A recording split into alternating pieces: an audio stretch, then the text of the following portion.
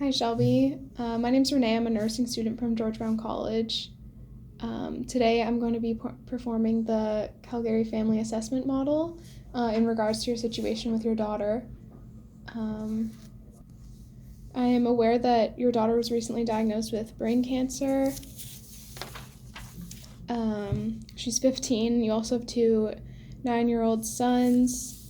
And you, Shelby, you lost your brother to brain cancer at a young age, and then you're here with your husband Will today, who also lost your mom to cancer. And you're just here to figure out your next steps with Clarice. Correct. Okay, I'm just going to start with the internal part of the assessment. Do you have any non-biological people in your life that you would consider family? Yeah, I would say for sure. When I was growing up, I had a lot of people that I called auntie and uncle, even though they weren't biologically related, and I would say that I'm still very close with them. My kids are still close with them, and I would definitely consider them family. So they're a big support. Like, do they know about your current situation? They know that Clarice is sick. We haven't specifically told anybody that she's has terminal brain cancer, and that's one of the things we're kind of struggling with deciding. Um, so yeah, they know that she's ill and they're being supportive with that, but they don't know the details. Right. So, kind of along with the lines of boundaries, you have like some conversations that you keep private, or you're a pretty open family. We are pretty open in terms of like people that we consider family, extended family, non-biological family. But yeah, we just haven't made that step to tell them the details yet. I think we're kind of having differences of opinions between me and my husband right now regarding Right. that. Well, hopefully we can move forward with figuring that out today. Thank you. Um, Within your family, do you notice any subgroups? Like, is anyone closer? Well, me and Will are usually, because we're the parents, we're usually the team decision makers for the most part.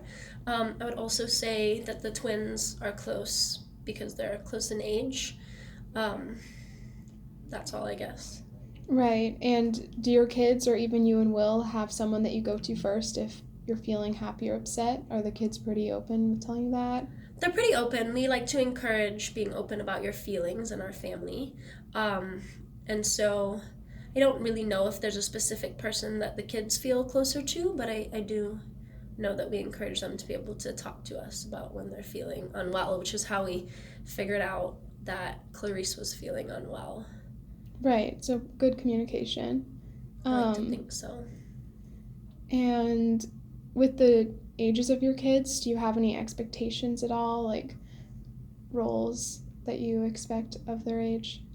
Not really. I know that Clarice has talked to me about how she feels like she's a pretty good role model for her brothers because she's older, and I know that she takes on a really caring aspect with them. She's a very caring young lady. But Will and I try really hard not to pressure. We don't want her to feel like she should be a role model. She's a role model because she wants to be.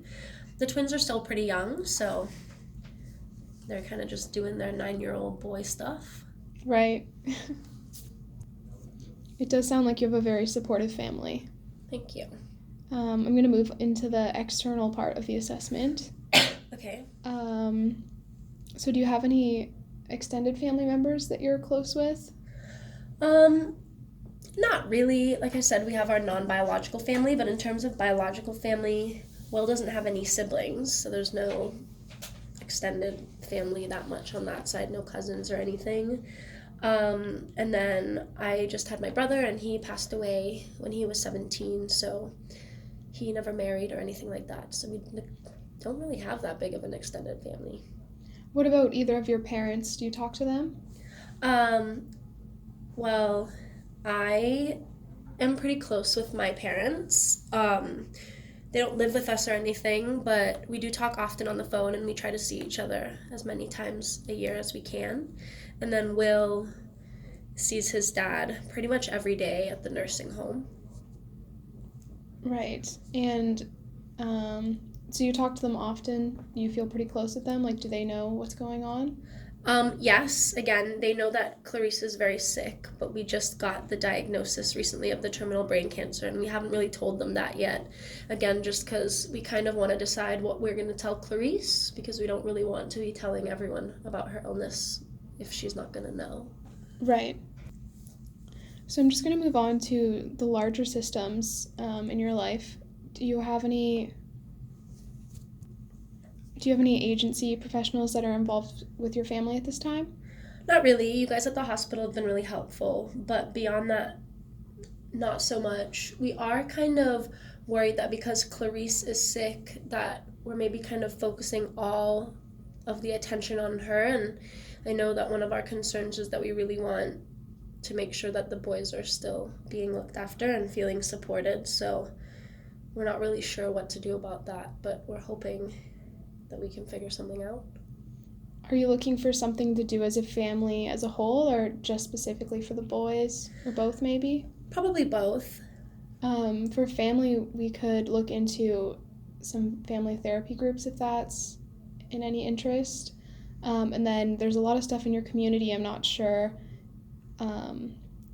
how involved you are, like in your neighborhood, but we could definitely help you out and see if there's some community groups, like sport groups that the boys could participate in to kind of keep them busy. That would be good. I would like to look into that. Yeah, we can definitely get into that. As well as, so I'm just going to move on to context. Okay. Do you find that your ethnic identity has influenced your healthcare choices at all? Not really. We kind of just identify as Canadians, and I think we have a great healthcare system here, so we're kind of just leaning into that. It's really good to hear that you're feeling supported here at the hospital. And I realized that you have 3 jobs, Shelby. And Will, you're an entrepreneur, and you must be very busy. Do you think this affects your family function at all? I do think so. I'm working full-time hours, so that does take a decent amount of time out of my week that I would rather be spending with Clarice right now while she's sick. But I kind of have to. We need the money. And then, yeah. Is your family experiencing any economic challenges at this time? I wouldn't say so. I would say that we make a decent amount of money and that we're pretty comfortable, although I do imagine that moving forward, this kind of situation that we're in with Clarice could become expensive. I'd also, like I said, love to work fewer hours so that I can spend more time and be more involved with my family, but I'm not really sure how to go about doing that. Yeah, it's just trying to prepare. Are you hoping to get a leave? I'm not really sure. This is all just happening so fast, so I'm in the process of talking to my boss to see what can happen. Okay. And from my understanding, you're looking into this because do you want to divide Clarice's care pretty evenly, or do you have someone that's going to be her primary caregiver? I think that we would like to divide things pretty evenly throughout our whole family. We kind of make sure that we're evenly split between working and family care. Is your family focused around any spiritual practices or religion? No, not really. We don't really consider ourselves religious or particularly spiritual. What about your community? Are you close with neighbors or the environment? I really like the neighborhood that we live in. I think we both have good support there. The kids have lots of friends. There's a lot of kids in the neighborhood, and that's really helpful. That's great. I hope we can find some supportive resources for you. I'm sure there's lots out there. Thank you. We're just going to finish up with the functional part of this assessment. So for instrumental, does one of you in particular do more of the housekeeping? I would say, again, it's pretty split. On days when I work a lot, Will kind of picks things up as needed, and then on days when Will works a lot, I kind of do the same. Right, and that kind of goes for spending time with the kids as well?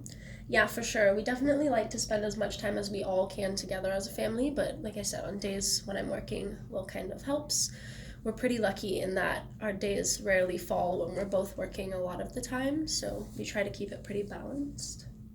In times when you do have conflict with your schedules, do you have family members that help? Do your parents help out, or the family friends you mentioned earlier?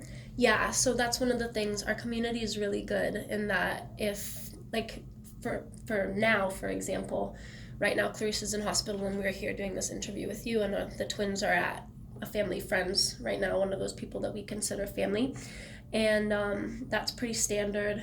We have a lot of support, and I'm really thankful for that. My parents sometimes take the boys for sleepovers when Clarice is needing a little extra attention, and yeah, it's all pretty good in that regards. It's good to hear. It sounds like you have some good balance.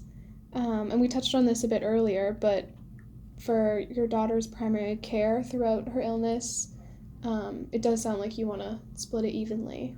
Is your plan, Yeah, if possible? yeah, I think that it would be nice for us to all be able to spend time together all at the same time, but when that's not possible, we definitely always want someone to be with Clarice that's considered family. So hopefully I can get some time off work so that I can spend some time with her and then while Will's working and then vice versa.